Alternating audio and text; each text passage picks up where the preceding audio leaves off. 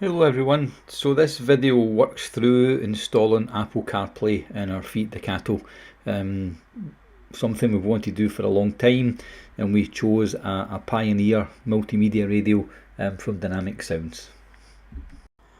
So this shows the before, the original Fiat radio, and the upgraded Pioneer radio, so just a before and an after. And this shows everything laid out on the kitchen table just to get a good idea for all the cable harness and all the different kind of modules and connection. So it is quite comprehensive and took a little bit of planning.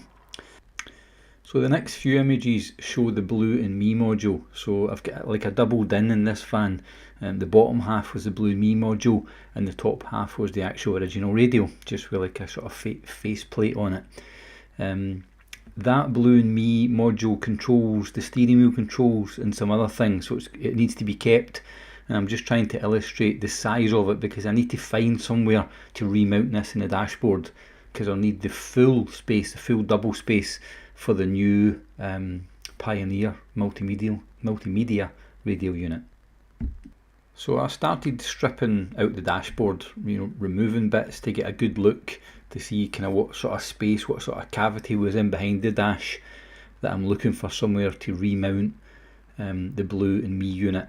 I'm also looking for space for the excess wiring harness, just the cable lengths that I don't need, where I can actually coil that up and safely terminate it somewhere.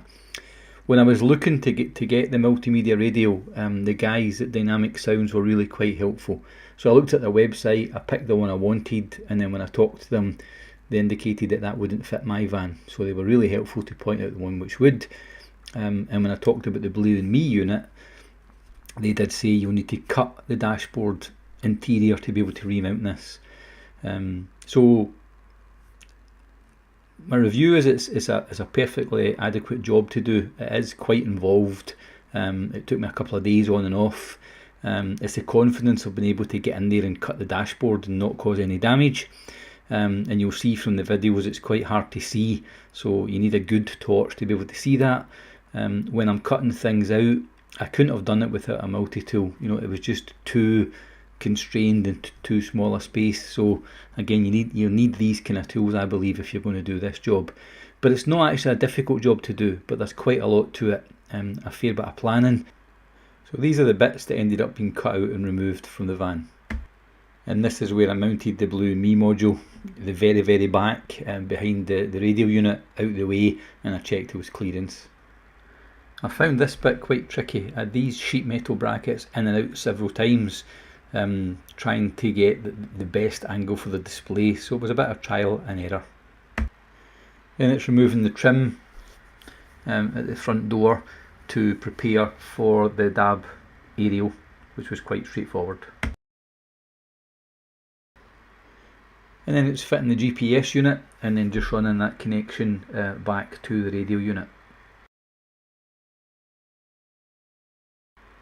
And this is everything installed and fully functional. I've just got the trim to put on after that to make it look nice.